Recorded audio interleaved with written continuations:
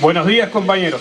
Saludo fraterno a todos y a todas las trabajadoras y trabajadores del país en nuestro día. Este es un año muy particular porque se definen cosas muy importantes para todos los uruguayos y uruguayas en el mediano y largo plazo.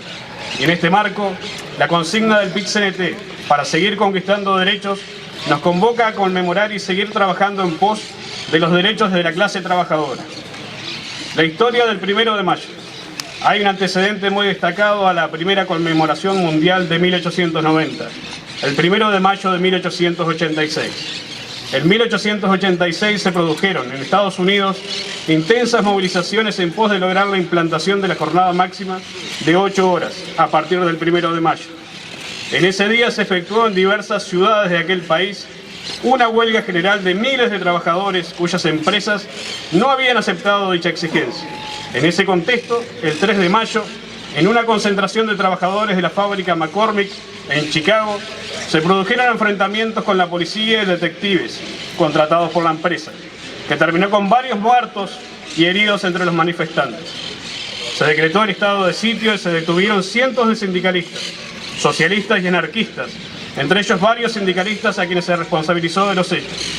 Fue así que en un juicio que finalizó en agosto de 1887, declaró culpables a 8 de los detenidos, condenando a ser ahorcados a 7 de ellos y a 15 años de trabajo forzados a Oscar Neville. Cuando en 1890 se realizó por primera vez en el mundo este día, se iniciaba el proceso de creación de una tradición que se impondría. Pero los crímenes de Chicago no fueron olvidados, así como tampoco la consigna que sintetizaba el reclamo de la época. Las 8 horas. En distintas ciudades de Europa y Estados Unidos se realizó primero. Se efectuaron el 1 de mayo de 1890 actos simultáneos también en Cuba, en Argentina y en Uruguay.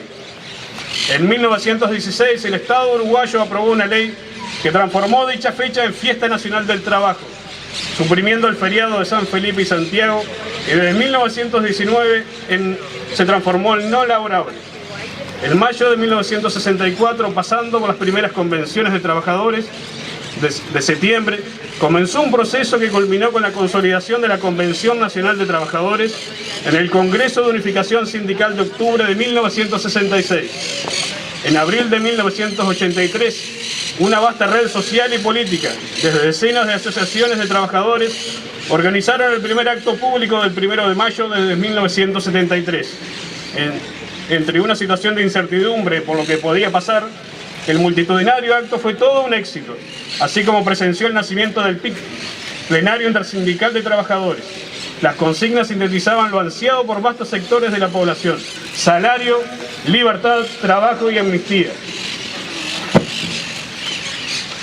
La situación internacional continúa. En las resoluciones del 13º Congreso del PIT-CNT sosteníamos que el rasgo principal que caracteriza el contexto internacional es la múltiple expresión de la crisis económica, política, ambiental y cultural que se desata con el estallido de la crisis financiera de 2008, reflejo de una crisis estructural de la economía capitalista a nivel mundial.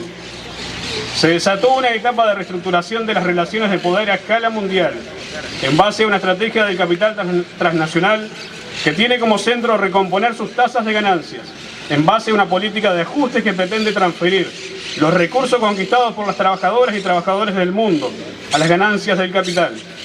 Se trata de un tránsito histórico, tanto en la distribución del poder como en las bases materiales que estructuran la economía mundial. Este proceso tiene un impacto directo en la vida de millones de trabajadores y trabajadoras en el mundo.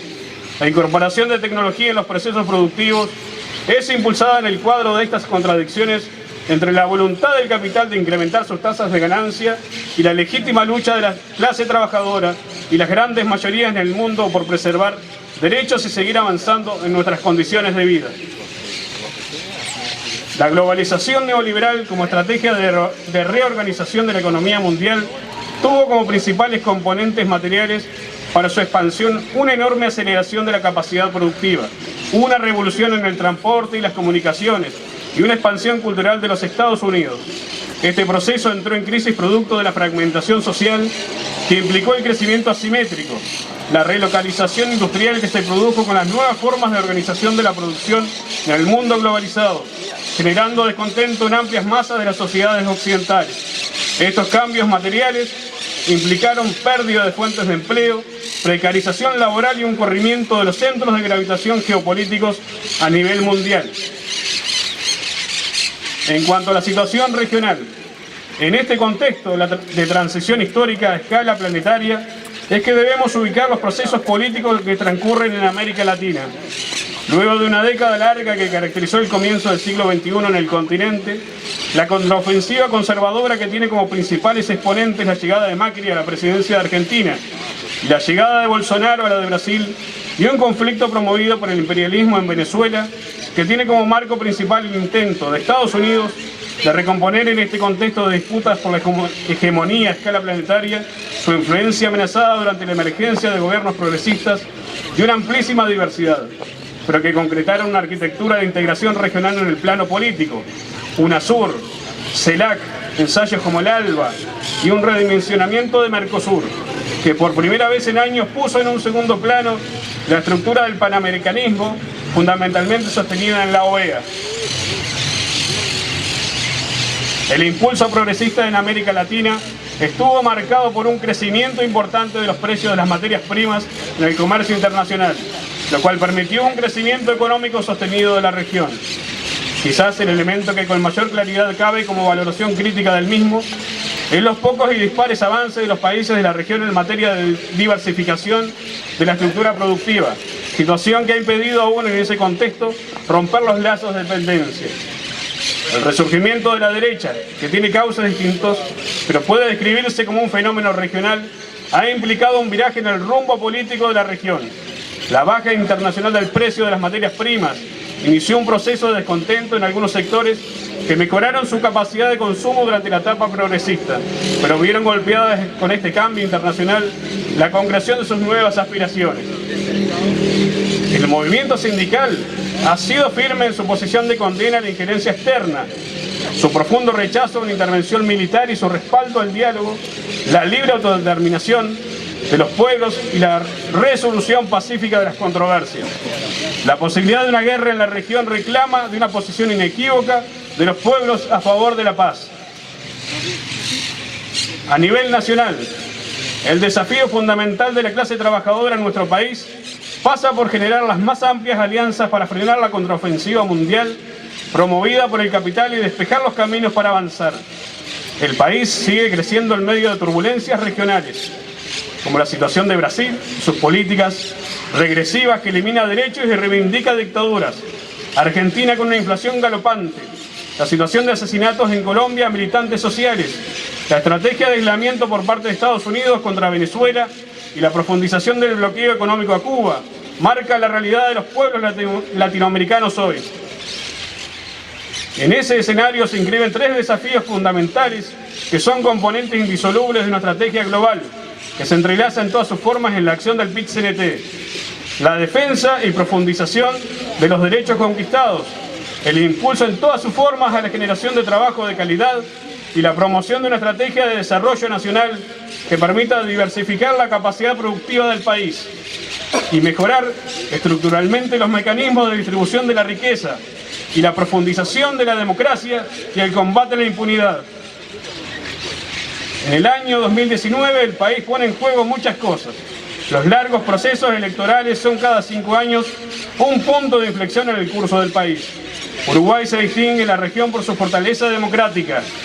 La condición de democracia plena es la forja de un país que trabaja todos los días en fortalecer y preservar sus derechos. La democracia plena es la conquista de una sociedad que se encuentra y organiza de múltiples formas. Es la democracia del cooperativismo, de la universidad abierta y cogobernada por la ciudadanía, la democracia de las mujeres que le gritan basta a una sociedad que las relega, la que permitió avanzar en derechos y libertades, la que transformó un pequeño país del sur en un faro del mundo en el que las nuevas generaciones sueñan vivir. La democracia plena es un país que nace en la lucha contra uno que se resiste a desaparecer, el país conservador, el de la impunidad y el odio, el que pide militares en la calle para ocultar las consecuencias del modelo que gestó la miseria y la descomposición. Contra ese país se revela la democracia plena. Esa no admite más precarización laboral y desempleo, que quiere dar un nuevo paso en la respuesta a las dificultades en la vivienda y la salud. la que quiere educación de calidad, pero no de la calidad que pretende el Banco Mundial. El PIT-CNT, ese que desde los centros de poder de ese país conservador que se resiste a desaparecer, pretenden transformar en una caricatura de cúpulas y aislamiento, es la organización de todas las trabajadoras y trabajadores que construyen día a día, desde su lugar, esa democracia plena en la que aspiramos vivir. Por último, nuestro objetivo fundamental es ubicar una perspectiva distinta en este año de definiciones estratégicas. El movimiento sindical, como expresión organizada de la fuerza del trabajo que día a día construye la respuesta a sus propias necesidades, tiene la responsabilidad de colocar una propuesta programática que proclame sin matices la visión de una organización que es herramienta de la fuerza que compone la columna vertebral del país, las trabajadoras y trabajadores, resaltando el papel del trabajo en la construcción de una democracia plena. Necesitamos romper con la idea de democracia plena como una categoría que se construye en base a indicadores y reivindicar la idea de democracia como forja de la construcción popular. ¡Salud, compañeros! ¡Viva el 1 de mayo!